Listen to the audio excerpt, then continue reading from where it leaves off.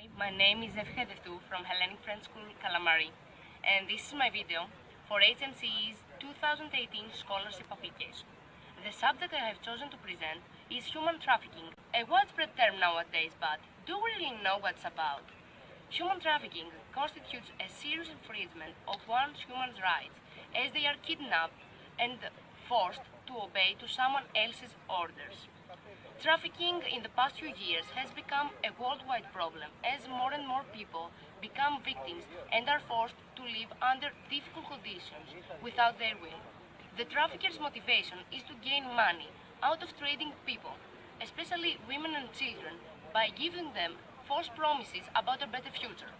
For instance, children traffickers may take advantage of the parents' extreme poverty.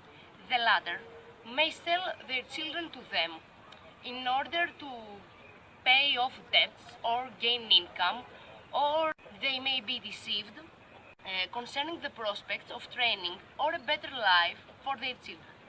They may sell their children into labor, sex trafficking, or illegal adoptions. Well, in which forms can we observe this phenomenon? Firstly, it's labor trafficking. It's a kind of, let's say, modern slavery in which victims are forced to work in industries. It includes painful conditions for the workers who have no other choice but to obey. For instance, they work long hours for little or no pay. Many of us would wonder, why are these people still working under these inhuman circumstances? Why don't they just quit? That's the point of labor trafficking. Their employers exert such physical or psychological control that the victim considers there is no other way but to remain in this position. Secondly, there is sex trafficking. Victims who are involved in this situation are usually teenagers, women, or even children misled into commercial sex without their consent. They may be deceived in many ways. Sometimes the ones who promote humans into prostitution are members of their families with the aim of gaining some money. In other cases, victims can be romantically involved with someone who then manipulates them into selling sex. Then comes children trafficking. How tragic it really is to find innocent children involved in pornographic sites with the false promise that their families will have financial gain. Sometimes children are forced to become soldiers according to religious or military purposes, or even led to an early marriage situation. Last but sadly not least is organ trafficking. In the majority of cases, victims don't even know that they have an organ removed.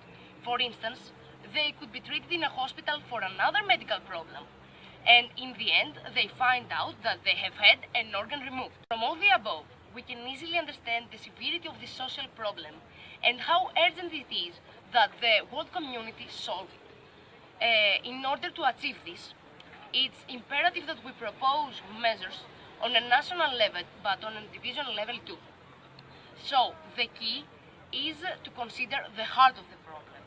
What do traffickers depend on to exploit their victims and lure them into hideous situations? On their poverty. That's how the government should go about tackling the issue. How?